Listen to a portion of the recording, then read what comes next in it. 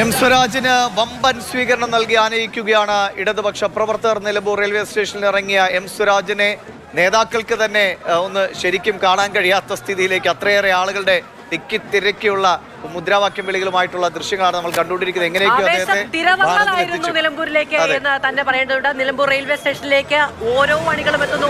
M Swaraj തന്നെ പറയുന്നത് പോലെ രാഷ്ട്രീയ വ്യത്യസ്തമായ അഭിപ്രായമുള്ള ആളുകളെ പോലും എനിക്കിവിടെ കാണാൻ കഴിയുന്നുണ്ട്.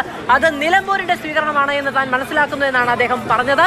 എന്തായാലും ആദ്യമേ UDF സ്ഥാനാർത്ഥിയെ പ്രഖ്യാപിച്ച് കളം പിടിക്കുന്നുവെന്ന് UDF പറയുമ്പോൾ വന്നിറങ്ങുകയാണ് എം സ്വരാജ്. തനിക്ക് പിടിക്കാൻ കളമൊന്നുമില്ല, ഇതെന്റെ കളമാണ് എന്ന് തുറന്ന പ്രഖ്യാപനം അദ്ദേഹം നടത്തുന്നു, ആ വരവറിയിക്കുന്നു എന്നുള്ളതാണ് ഏറ്റവും പ്രധാനം. അങ്ങനെ രണ്ടു ചേരിയും ഒപ്പത്തിനൊപ്പം മുഖാമുഖം നിൽക്കുകയാണ്, ബലാബലം നിൽക്കുകയാണ് നിലമ്പൂരിൽ. ആര് ജയിക്കുമെന്ന പോരാട്ടത്തിന്, ആര് ജയിക്കുമെന്ന ചോദ്യത്തിന് ഉത്തരങ്ങൾ ഇങ്ങനെ വന്നുകൊണ്ടേയിരിക്കുകയാണ്. നിലമ്പൂരിൽ ആവേശമാകാശത്തോടെ ഇത് ഞങ്ങളുടെ കോട്ട എന്ന ആത്മവിശ്വാസത്തോടെ ഇരു മുന്നണികൾക്കും പറയാൻ കഴിയുമോ, അതോ ആരുടെ ആത്മവിശ്വാസമാണ് ജനങ്ങളുടെ ഹൃദയത്തിൽ വോട്ടായി മാറുക എന്ന് നമ്മൾ കാത്തിരുന്ന് കാണണം. പക്ഷേ ഒരു കാര്യം ഉറപ്പാണ്, അതെ, യുദ്ധം ചെറുതല്ല, മഹായുദ്ധം തന്നെ നിലമ്പൂരിൽ നടക്കാൻ പോകുന്നു.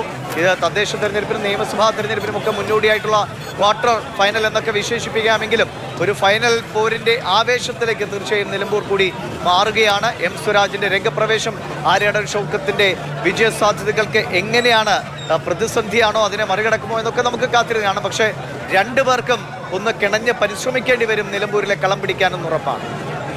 ആര് ജയിച്ചാലും ആ പോരാട്ടം, ആ വിജയം അത്ര ചെറിയ ശ്രമം പോരാ അതിന് എന്നത് വ്യക്തമാക്കുന്നതാണ് ഈ ആളൊരുക്കം, ഈ ആവേശം എന്നുള്ളത് നമുക്ക് കാണാൻ കഴിയും. എം സ്വരാജ് തുറന്ന വാഹനത്തിൽ അണികളെ അഭിസംബോധന ചെയ്തുകൊണ്ട്, അണികളെ അഡ്രസ് ചെയ്തുകൊണ്ട് കടന്നു പോകുന്ന കാഴ്ചയാണ് നമുക്ക് കാണാൻ കഴിയുന്നത്. തുറന്ന വാഹനത്തിൽ അദ്ദേഹത്തിനൊപ്പം നേതാക്കളുണ്ട്, മാധ്യമപ്രവർത്തകരുണ്ട്.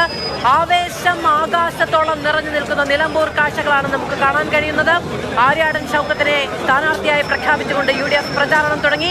എം സ്വരാജിന്റെ നേതൃത്വത്തിൽ തന്നെയാണ് LDF-ന് വേണ്ടിയുള്ള തിരഞ്ഞെടുപ്പ് തയ്യാറെടുപ്പുകൾക്ക് നിലമ്പൂർ ഒരുങ്ങിക്കൊണ്ടിരുന്നത്. അതേ എം സ്വരാജിനെ അതേ തെരഞ്ഞെടുപ്പിന്റെ പോരാളിയായി പ്രഖ്യാപിച്ച് LDF തങ്ങൾ ഈ യുദ്ധത്തിന് സർവ്വസജ്ജരെന്ന് വിളിച്ചു പറഞ്ഞിരിക്കും.